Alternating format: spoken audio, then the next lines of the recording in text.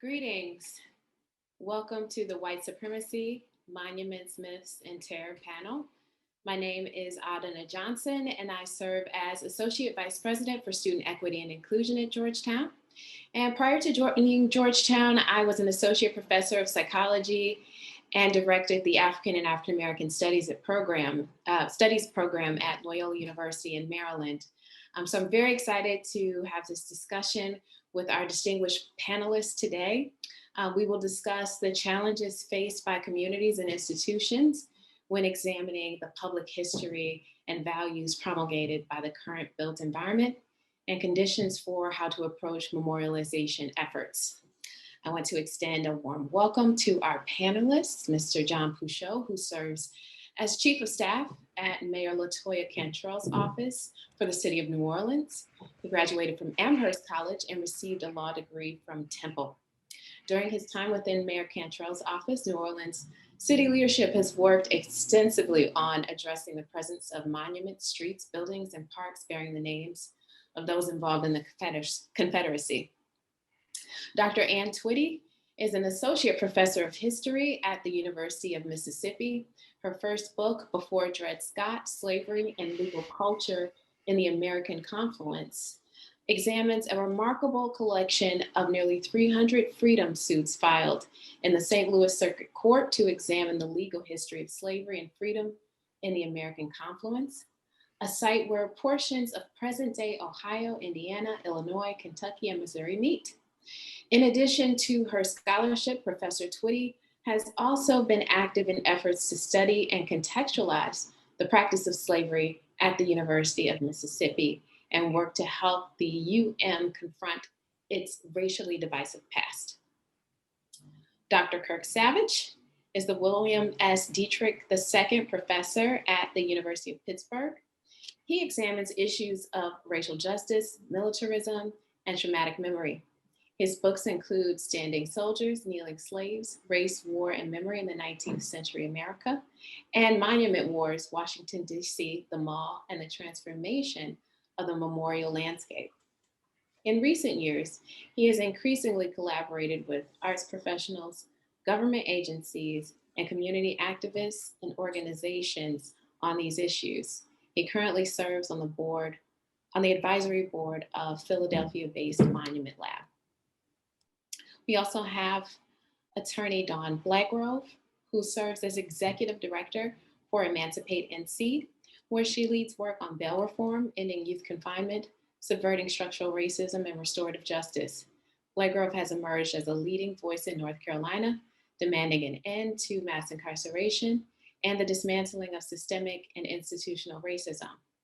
She was recognized by Governor Cooper as a subject matter expert for consultation with the NC Task Force on Racial Equity in Criminal Justice. In the wake of George Floyd's murder, she was one of the organizers of a protest in Raleigh, North Carolina that drew over 5,000 people. Since then, she has conducted innumerable public trainings on an array of criminal justice issues, including ending cash bail. She has also taught an array of continuing education courses for community and movement lawyering. Welcome to our panelists. And I want to begin with asking our panelists to offer 3-minute remarks approximately. I want to leave good time for questions and answers from our audience today. But if we could start with Mr. Pouchot, then Dr. Twitty, and then Dr. Savage. Thank you. Thank you so much, Dr. Johnson, and thank you all for having me here. I will say that my perspective and background is maybe a little bit different than some of the other panelists, and so in light of that, it might be helpful to focus in on that particular perspective as someone who's representative of the decisions and choices that local government has to make in relation to the processes where you evaluate the monuments in the streets and all the other totems and signs and real aspects of the Confederacy, white supremacy more broadly, and the like. And I will tell you that there are a couple of questions that I think are helpful to think about as we have this conversation.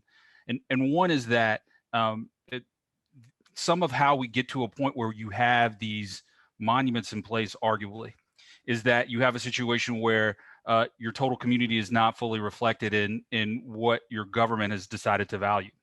But then when you have the conversation about how to change what the public spaces look like, how do you have that conversation that is representative of everybody, and how important is that representative conversation where everybody feels like they have a voice that's heard, with balance with the overall concerns of justice and truth? And how do you go forward from where you're at to new places collectively in a way that's right for your city or any government? And so with that, it's important to remember that public sentiment often moves faster than the speed of government, and how that affects the decisions that get made and the process you put in place are certainly relevant to the way that cities often have to deal with these situations. And then also balancing the resources to deal with the monuments themselves with the resources to change the context within which those monuments were created, right? So in so many ways, the conversations that we're having about issues of white supremacy, broader issues of disparity in your government, in your area, right? It takes work to change those things, but it also takes work to deal with the monuments and the streets and all the other pieces that you're trying to address. And how do you balance the ability to have conversations about the one while also having the conversations with the other, about the other, understanding that they're certainly related, but if you have finite resources, political, economic, and the like, to deal with a certain amount of things, how do you figure all of that out? Is really an important part of the conversation. And then the biggest one, and this gets to potentially some of the questions down the road, is what happens next once you remove, right? And what are you doing at that point? Is it checking the box, or is there a piece to figure out what do you replace that with? And what do you take the things that you replace with, and where do they go? So in some ways, I know there are more questions with this than there are answers, but it's a really relevant part of the issue of how the people who are elected to make decisions in relation to these things have to think through and navigate those spaces now. So with that, I'll kick it off to the next panelist. I want to echo these thanks for having the opportunity to talk about these monuments that haunt so many of our landscapes. Until the last several years, I think we're often a very unexamined part of our landscapes. I come at this from the perspective of a historian, and specifically a historian of slavery, who started teaching at the University of Mississippi in 2010. And when I first got to the University of Mississippi, I thought it was unusual. I thought it was odd. I thought it was troubling that there was a 30-foot Confederate monument at the historic entrance to our campus. But at the same time, it was on a part of campus that I didn't walk past on a daily basis, or sometimes even a monthly basis. And I didn't give it much thought, right? Even though my training, I think, right, probably invited that kind of reflection. And I think so many of us, for such a long period of time, inhabit these landscapes and simply don't pay much heed to the person the building that we work in is named after, or a monument that we maybe do walk past on a somewhat regular basis. And so for me, the process of becoming kind of more fully aware of the space that I occupied, the landscape that was part of my daily experience at the University of Mississippi, is intimately connected with these kind of contextualization efforts, with these removal questions. As I mentioned, the University of Mississippi has a very large Confederate monument that was dedicated on its campus in 1906. And it stood on that campus in this very prominent location until just last year. It was just last year that our Confederate monument was finally relocated to a different location on campus. And I'm sure John knows a lot about this. Mississippi is one of those states that has a law in the books that makes it very difficult for us to remove Confederate monuments. Relocation becomes another alternative, but a very expensive alternative. So from about 2016 until 2020, there have been a number of us on campus, staff members, faculty members, and most especially students, who'd worked really hard to convince the administration and the Institutions of Higher Learning Board, which is the board that oversees all public colleges and universities in the state of Mississippi, to relocate this 30-foot Confederate monument at the heart of our campus. That was a very long road. It was a very long path. John is absolutely right that often public opinion can move a lot faster on this than our institutions can, whether those are governmental institutions or institutions of higher learning. I think probably the perspective that I take from this is that you have to be patient in making those changes, that it often does take a really long time. And for students, I think what can be so frustrating is sometimes the change, you can start pushing for a change, and you may not actually continue to be a student while that change is being made, right? That change may occur once you've graduated, once you're no longer walking past that monument or that building. But the change does eventually come if you do a successful enough job, I think, of building up pressure and making the case for why these monuments need to come down and need to be relocated, need not to occupy the central position on our campuses that they do. So one is keep doing the work, and the work is hard. And you have to kind of work at it kind of piecemeal. You know, you don't eat an elephant in one bite, you eat it one bite at a time. And you know, the experience of trying to get a monument relocated in Mississippi at the University of Mississippi has definitely reinforced that general feeling. The other is the absolute urgency of making these changes, and the way that I think sometimes making these changes can be unifying rather than divisive.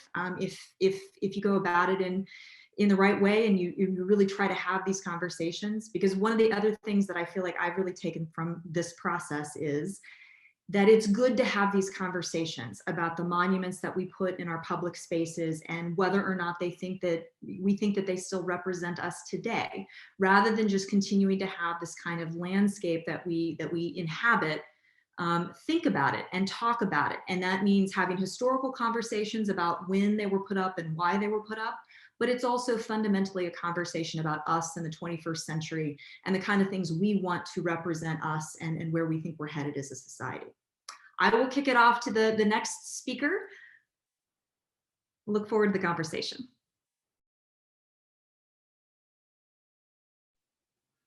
Dr. Savage? Okay. Thank you, Auden, and thank you to Georgetown for putting together this panel. I'm very honored to be here today. So as many of you know, tomorrow is Emancipation Day in Washington, D.C., April 16th.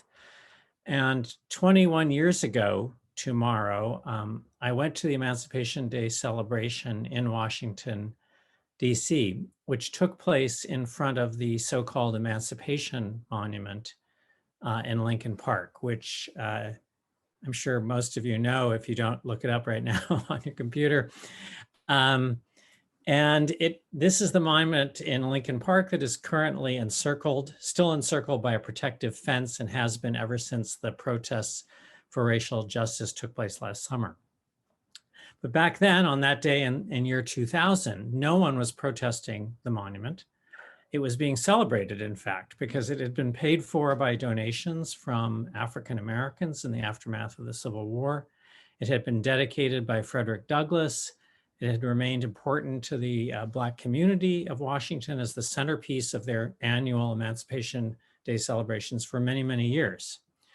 So for me, at that moment, on that day, there was a lot of cognitive dissonance. I had put this same monument on the cover of my first book because I believed that it crystallized the failure of monuments after the Civil War to come to terms with emancipation in any kind of constructive way, in a way that imagined an emancipated world. Did not do that. The monument's imagery was still stuck in the old formulas of Black subordination and Black helplessness. Now, in the past several years, many of us have been arguing for a more genuine emancipation of the memorial landscape writ large. Monument removals and relocations are one part of that effort, but as both Anne and John have alluded to, an equally important part of that larger emancipation effort is rethinking the traditional forms and formats and goals of public monuments. Memorialization is not just about honoring and understanding the past, it is equally about imagining a new future, a better future. emancipation in the memorial landscape must involve, I think, imagining radically new futures. And artists and activists have been working in this space for quite a number of years, and I'm happy, to talk about that more in the Q&A and in the work that I've been doing with Monument Lab in particular. So, as we remove monuments and rename buildings and spaces, it's incumbent on us to move beyond that process and to discuss and imagine not only what a new memorial landscape would look like, but what a new memorial landscape can do and what it can inspire others to do to build an emancipated future.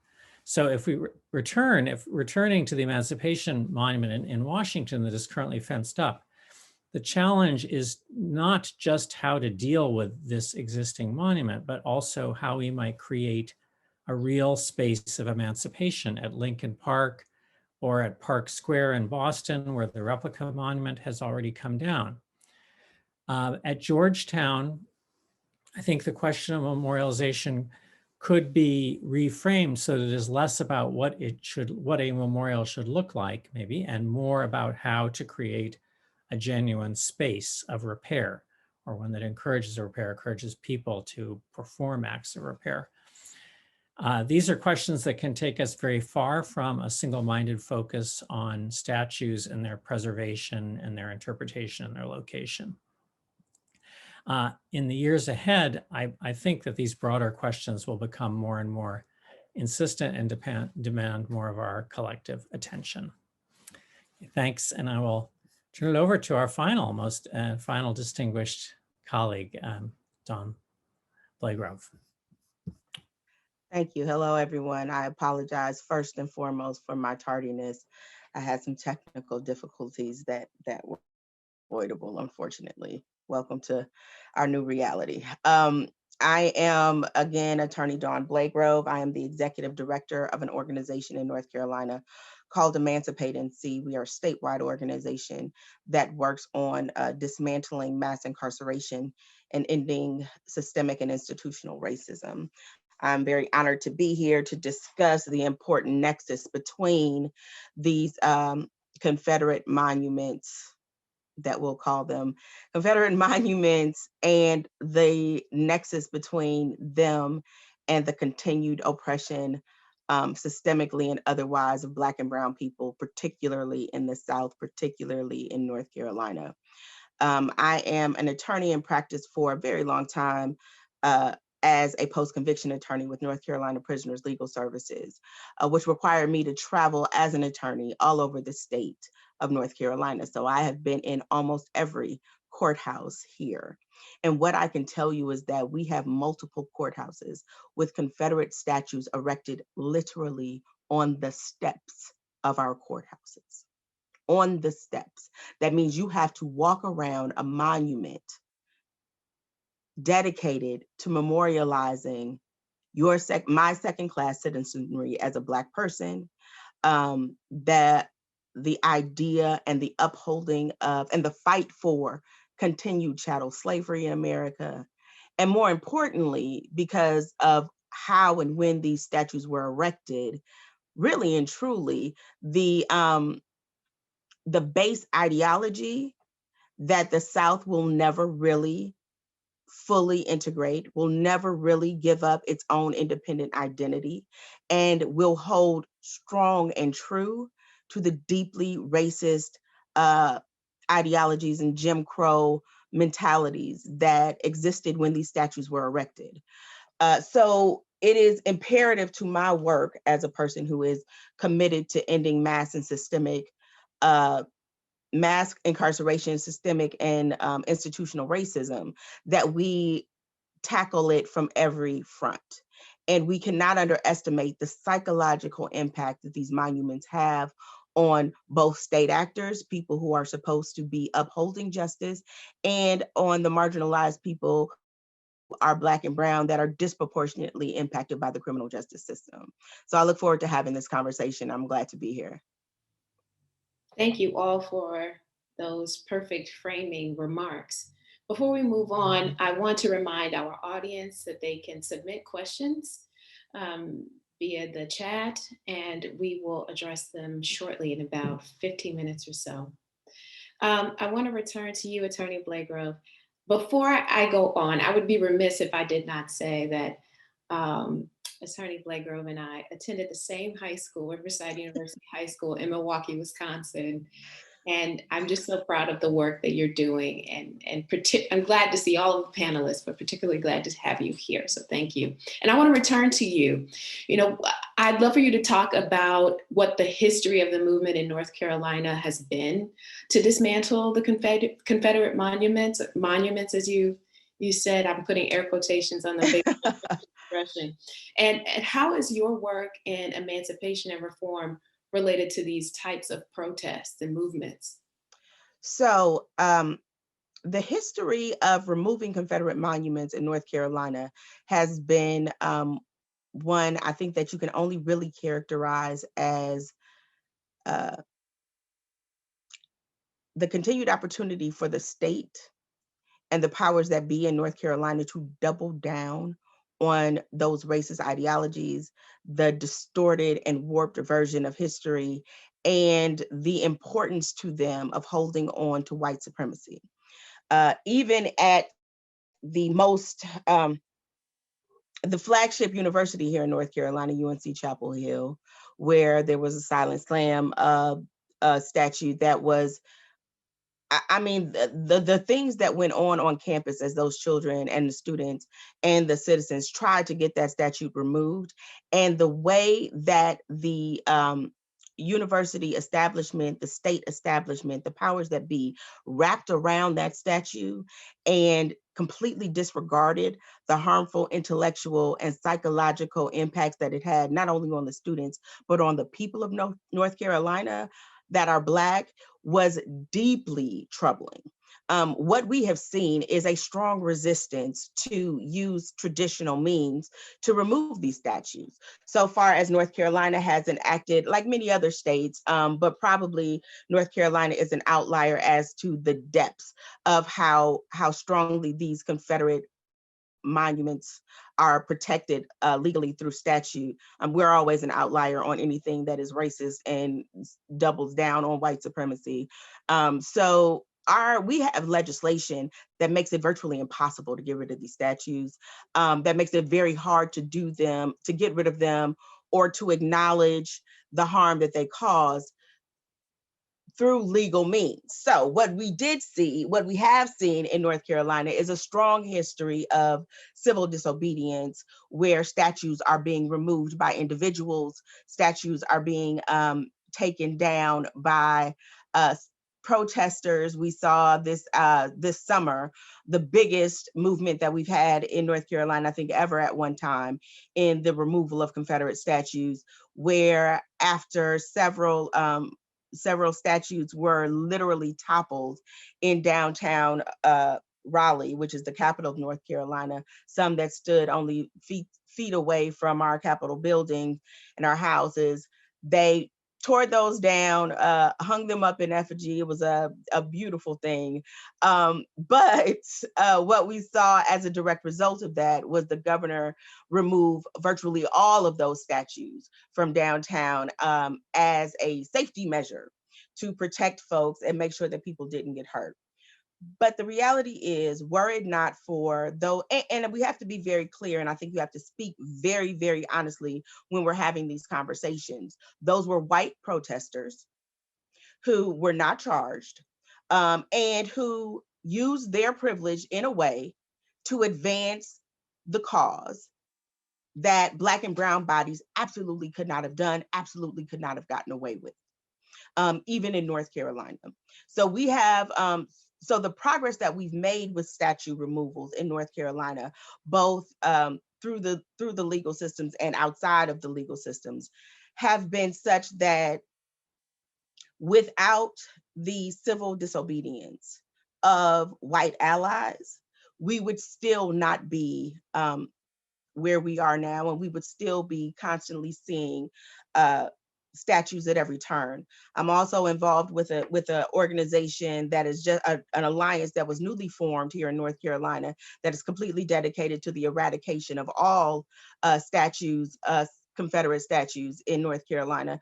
And there is still, even from organizations that you would think would be willing to take a stand on these things in this moment, in this watershed moment in American history, we are still finding amazing amounts of resistance. Even, for example, we have North Carolina's Advocate for Justice as a lawyers organization that is usually typically progressive leaning, very forward thinking, who flat out refuses to take a stand with us about these Confederate statues that literally stand as an obstruction to justice on the steps of our Capitol. We have a lot of work here to do in North Carolina in convincing the people in power and our power structures that these Confederate statues are not just about history. Actually, they're not about history at all. They are really just about being symbols of oppression and racism and white supremacy. And we have to get the powers that be to a place, and that just means creating enough outside pressure to make it politically expedient to acknowledge the psychological harm and trauma that these effigies create. You've talked a lot about the challenges and the doubling down and the resistance to relinquishing power, which these statues hold. And as a psychologist, I'm definitely interested in asking you all about what you've observed in terms of what citizens, students, people in the community generally feel when they are engaging with these monuments around them in their cities. But I want to move to you, Mr. Pouchot, because New Orleans has done something that's been relatively controversial in the development of the monument relocation and the street renaming commission. Can you talk about what was the impetus for the development of those groups and what that work has been like in New Orleans? Sure. So, in kind of speaking to one of the first things that I'd said about public sentiment often moving faster than the speed of government. Just as a brief aside, we were having conversations in the 1990s about the removal of the Liberty Place monument, which there are some differing definitions of what it was commemorating, but it was arguably one of the only monuments in the entire country that commemorated the killing of police officers and a lynching of Black and Italian citizens of the city. And even in the context of that, was still a very controversial conversation that happened, within the last 30 years. Speed that up to the conversations that happened while my boss, the mayor, was a council member, when Mitch Landrieu was the mayor of the city, and the removal of the Robert E. Lee statue in conjunction with several other statues, including the Liberty Place monument, as well as the Jefferson Davis monument and a PGT Beauregard monument, and then kind of getting to now. And so, speaking directly to your question, so first off, those two different commissions that I referred to are very, very different. And frankly, with all of this, so much of what we're talking about is the importance of language, right? And so even with the Monument Relocation Commission, what that really was during the transition, the mayor was approached by several people, frankly, folks who were advocating against the removal of the monuments to begin with, that wanted to develop a process for a set of recommendations to figure out where those monuments would go. And it was never a formalized committee or commission from the mayor. It was never staffed. And I say that in the context of, during the transition, we had official transition committees on a whole host of issues, the same ones that you would imagine that we would have, right?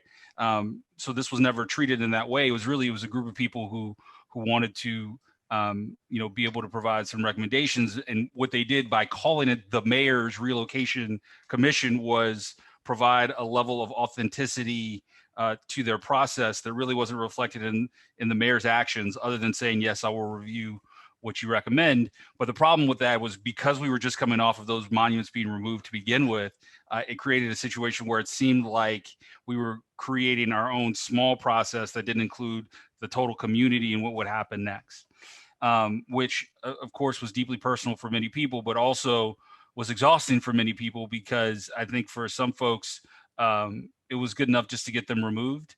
That was always going to be a problematic place from the city's perspective, because then you still have to house them somewhere. You have to figure out what happens, and for so many people, until those monuments are moved to a permanent location, that conversation is not over. So I could tell you that I don't even think it got to the point where we even got any official recommendations from that group. There haven't been any meetings that the mayor has been in attendance to, or that the staff has been in attendance to, but it's one of those things that still gets brought up from time to time, as far as, well, why did the mayor create this commission? And it kind of goes to the point too of sometimes care about what you even say you're agreeing to receive from people, or how people will use your name or your authority for their own ends. Very different process from the Street Renaming Commission, which was an official process that was started by the council, that includes representatives of the community that are named both by the council and by the mayor's office, and I believe by our planning commission, to review the names of streets that have tied to white supremacy. Just recently, we changed the name of Jefferson Davis Parkway to Norman Francis Parkway. Norman Francis was the longtime dean of Xavier University, and served in that capacity for 50 years. And there's an ongoing process right now to kind of figure out what some of the other names of some of these streets will be. I will tell you that the biggest one and most complicated one is certainly what was referred to as Lee Circle. Prior to that was referred to as Tivoli Circle. I do not intend to be morbid, but we have a slightly problematic situation where anytime a famous New Orleanian passes away, there's a new reformed call to make that particular New Orleanian the name for the circle. And so in some ways, though, it kind of gets directly to the issue, right, of what is important collectively, what is not just important now, but what will be important later. And even in the struggle of, responding to arguments that we need to acknowledge the past, we need to acknowledge what things were called. And even if we have different opinions, changing the names of those things is somehow doing a disservice to the acknowledgement of the truth or the history that's preceded us. The problem with something like that is Lee Circle was not always Lee Circle, right? If it was Tivoli Circle first, was it less important then to acknowledge what the previous name was for it? And why would it be more important for us to acknowledge, that change than it was for the previous folks who decided to make that other change? So, I hope that answers the question, but it really gets to the complication, the deep, deep complication of, how do you create a space for everybody to be heard? But again, how important is that when you are balancing all these other factors, and how do you even get in that conversation when you're trying to do your best to provide an equitable table, but that might not be so important for other folks, or maybe they're leveraging the creation of that table really to just hold on to power, right?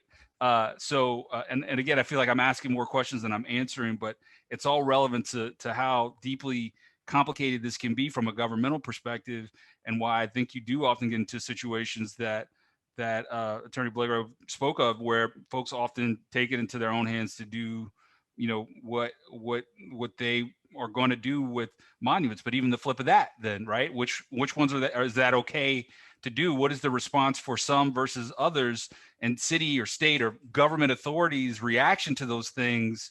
It can't just be tribalism, right? It can't just be, I'm cool with the stuff that people do that I agree with, but damn them, if I disagree with them, we got to lock them up, right? We have this situation, just as a very brief aside on a very big call, we deal with that right now as we're talking about issues of equity and justice and criminal justice reform, where we're saying, look, we don't want to lock up people for things that we used to lock them up before. That system can't work anymore. But if somebody doesn't have a mask on, I want to put that person in jail. Well, those sentences, they don't work together. So even though we're having a conversation about one thing that is 100% appropriate, we need to acknowledge that it's not just the people that you like or dislike that should decide what state action should be.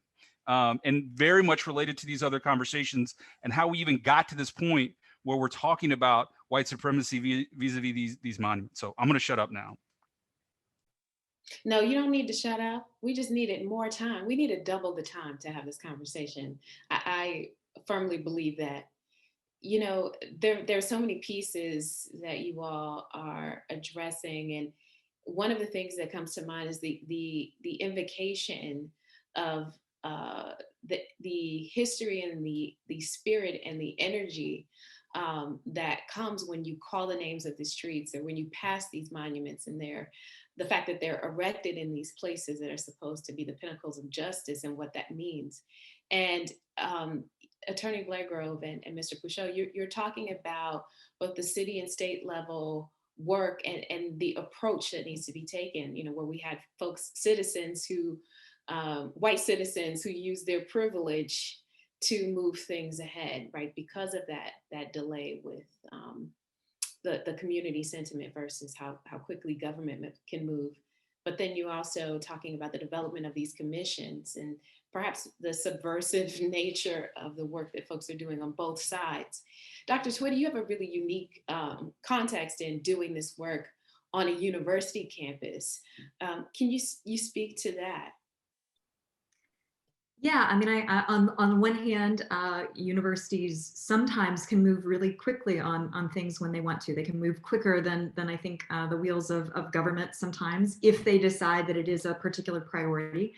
Other times, however, it's just as complicated a process as I think John was alluding to. It is a process of having many conversations with many different stakeholders who often see the problem very differently from one another. And, you know, one of the big challenges that we had at the University of Mississippi was it didn't take that long before those of us who are on campus on a daily basis, current students, current staff, current faculty, all kind of moved with one voice in demanding that the Confederate monument on our campus get relocated. But that's not necessarily the viewpoint of the University of Mississippi's alums. It's a public institution. It's not necessarily the perspective of the people of Mississippi. And trying to you know, thinking about that constant tension where you have one set of stakeholders who maybe wants to pull in a certain direction, but a different set of stakeholders who is pulling in the opposite direction. Obviously, these kinds of questions about whether or not these monuments or buildings stay named what they're named after, or stay in the places that they are, or get removed altogether, right? There are occasional compromises that come, but often it's a kind of all or nothing. And so I think one of the things that can be challenging here is inevitably one side feels like it's losing out to the other, and holds tighter and tighter. You know, the more momentum it sometimes felt we got on campus, the further away our particular goal of getting the monument relocated sometimes felt like it was, because there's a backlash, right? There's inevitably somebody saying, this is either moving too fast, even though it doesn't feel like it's moving fast at all. They're saying, you know, a kind of slippery slope argument of, if you get rid of this, what's next? There is this real sense of that we're doing something for the moment, but that this monument has kind of somehow stood the test of time.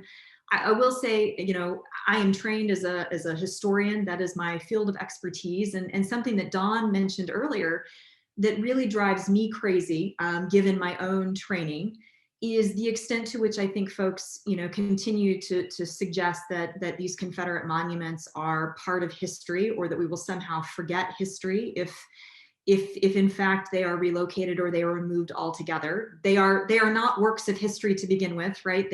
They promote a narrative that never was, right? That they were put in place at the tail end of the 19th century and the first part of the 20th century in order to subdue a Black population that had finally managed to wrest some degree of power or control over their lives, that both as a result of emancipation and as a result of some of the advances during Reconstruction. These monuments are put in places like the University of Mississippi to send a very strong signal to Black folks across the state that the University of Mississippi is not a place where they are welcome in anything except a servile role.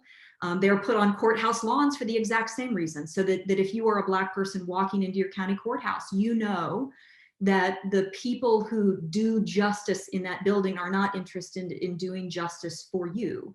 So they were never works of history to begin with, right? We have books, we have courses, we have all kinds of ways that we can learn an accurate story about the 19th century and about the 20th century. monuments do not represent that history. They misinterpret that history. They distort that history. They've sent, I think, the wrong message for a really long time to folks across the South, most especially white folks. And those messages have died really hard. And so you get these constituencies who really want to see these monuments stay where they are. They want to make sure, if they were an alum, it's like they want a college campus that's kind of frozen in amber, right? That never changes. They want it to look exactly how it did when they were 18 years old and attending the institution. But universities are living, breathing places, just like governments are living, breathing places. The United States is a living, breathing place that evolves over time. And so continuing to have, again, these conversations, I think, is really healthy.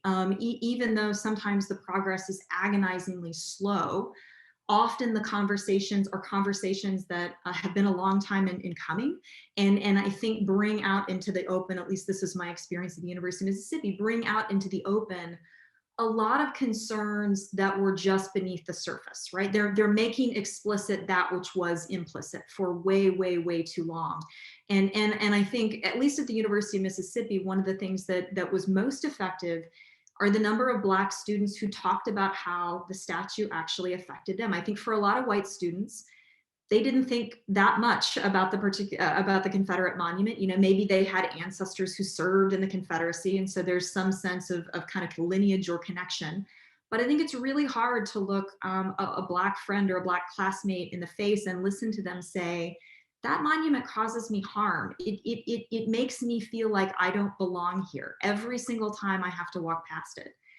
To then tell them, no, but I want it to stay where it is, right? So it's like, so those conversations, I think, have been really important for our campus, really important for our white students, and really important in developing a real kind of consensus on the campus itself about the need to relocate, about the need to put this monument someplace else, not at the center of our campus, not where we welcome folks to our campus, because it no longer represents, I think, who we aspire to be as the University of Mississippi, and hopefully as the state of Mississippi as well.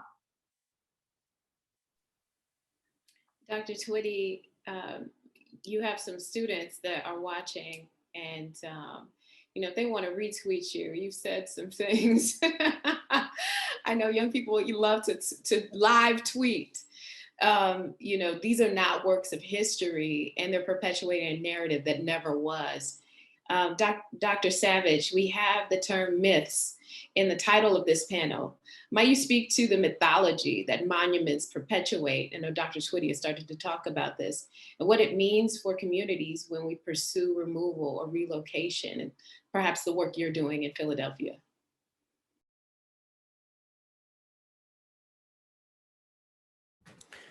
Sure. Well, this has been such a great conversation, and I've been, thinking so much about what the other panelists here have spoken about. So maybe one route into an answer to this question is that myths are created by people in power for certain ends and to promote their agendas, and that's certainly true of the Confederate monuments, as we have talked about here, and the goal was, the repression of the Black community and the extension of Jim Crow and white supremacy. So, the issue of how to combat those myths and bring them back down again, it has a lot to do, I think, with who is allowed into the conversation, who is allowed to speak about that. So, Dr. Twitty talked very, eloquently about how the campus environment created an environment in which Black students were actually allowed into that conversation, and their voices had to be heard, right? And made a difference. But that's not the case, and as Ms. Blagrove knows, that is not the case in most of these counties in North Carolina or in many other places, right, where there's not a kind of way in which white people are held accountable for the monuments that they have erected and have to actually, they very much resent having to defend their monuments to Black and brown people. They feel like, that's some kind of outrage that now all of a sudden now, we have to defend these monuments to these people, you know. So on the one hand, you know, what ought to be happening here, if we're going to be really re-examining these myths, is that yes, the people who are harmed by them should be the ones whose voices are most recognized and most legitimized, but that's not the case. And so, you know, sometimes I will admit that when I have had some like conversations with other white people about Confederate monuments, where they will say, okay, I understand why we're taking Lee down, you know, I understand why we're taking the officers down, but, you know, the ordinary soldiers, they weren't invested in slavery. You know, they were just fighting because they had to, or because they were drafted, or because they were, you know, blah, blah, blah. So you get all these kinds of rationalizations for the monument. So, you know, when I discuss that with other white folks, I often use the example of, you know, my ancestors in Alabama and the monument that was erected in Fayette County, again, on a courthouse, you know, courthouse grounds, Fayette County, Alabama, which was absolutely not a majority Confederate town. I mean, if you counted up the Black population and the Unionist population, you have overwhelmingly that community in the Civil War was not a pro-Confederate community. Certainly not a solid Confederate community. And yet what is erected after the war is this Confederate monument. It doesn't represent even the white people in that town. It certainly doesn't represent my family, who were mostly Unionists. And one of my ancestors even fought for the Union, you know, an Alabama guy fought for the Union. So does that monument represent? So sometimes I use that argument, you know, to try to talk to white people about the fact that these are monuments that distort white history in a really profound way. Not only do they marginalize, you know, actively and intentionally marginalize Black people and brown people, but they actually distort white history too. So, you know, that's another route. But in fact, you know, I really even shouldn't have to be doing that, right? Because it's really about elevating the voices of those who have been harmed by these myths. That's really what ought to be happening here. And so just to say briefly about Monument Lab, you know, that's central to the mission of Monument Lab, is that it's almost entirely about marginalized communities. It's about, you know, actually, you know, empowering and giving voice to marginalized communities in the memorial landscape who have not had a voice in the memorial landscape until very recently. And almost always that voice is through protests and activism rather than, you know, through official channels. So, you know, we need organizations like Monument Lab as a counterweight, as a way of actually creating new structures of participation for, you know, marginalized communities to be recognized and to have their voices recognized, their thoughts, their ideas, their knowledge recognized. Turns out if you go into a city like Philadelphia and start asking people about their ideas about commemoration, it's absolutely incredible what you come back with, all the stuff that you learn, you know, all the historical knowledge of their elders and the traditions and the music and the, you know, that is there waiting to be tapped and is not tapped because, you know, white authority tends to ignore it, right? So. Thank you for that. We have a couple of questions from our audience, and I recognize that we have 2 minutes left. I'm going to ask them both, and then maybe we can get, you know, 20, 30-second snippets of response from our panelists, and just feel free to unmute yourselves and jump in. But one is, do you think the constant removal of historical monuments would better the systemic ideologies of racism, is the first question. And the second, what kind of monuments and living memorials are you inspired by or want to see built? Anybody want to take either of those? I'll jump in.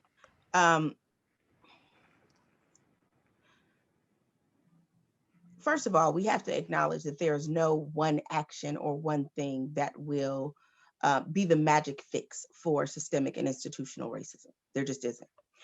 But that does not mean that each one of the steps that we take towards eradicating those ideologies and symbols of those ideologies aren't incredibly important. These statues need to come down because they are absolutely, like Professor Savage was just saying, they have absolutely nothing to do with history. They are not rooted in history. They are not a memorialization of history. What they are a memorialization of is white supremacy, even in the face of when it is being, which is why people are still clinging so tightly to those Confederate statues right now, is because we are living in a time where white supremacy is being challenged strongly, right? Everyone is being asked to re-examine their ideas of what is right, their ideas of what white privilege looks like and how it shows up, and how to create equity. And for those folks who are opposed to giving up their level of white supremacy to create equity, who are opposed to ending systemic and institutional racism because of the benefits that they reap from it, these statues are a physical manifestation of their last hope of holding on to them. If they give up these statues, it is a symbol that they are giving up the right to be special and privileged as white folks. That is what we are fighting against. And that is why it is important for these monuments to come down. No, it will not fix everything, but it certainly will fix some things. As far as monuments that we want to see, I'm gonna be real honest with you. I don't need to see any monuments. I don't care about monuments. If you want to represent and reflect a certain set of morals, a certain set of beliefs, a certain set of standards as Americans, then show me that in policy. Show me that in laws. Don't show me that with a statue. It is performative. It is performative whether it is for Dr. King, Arthur Ashe, or General Lee. It is all performative. Yes, with that, we're going to let Attorney Blackgrove have the last word. It is 2:51. We thank you all for attending this panel, and I have heartfelt thanks and gratitude to all of our panelists for your brilliance and your work to eradicate this piece of our existence in the United States. Thank you. Thank you.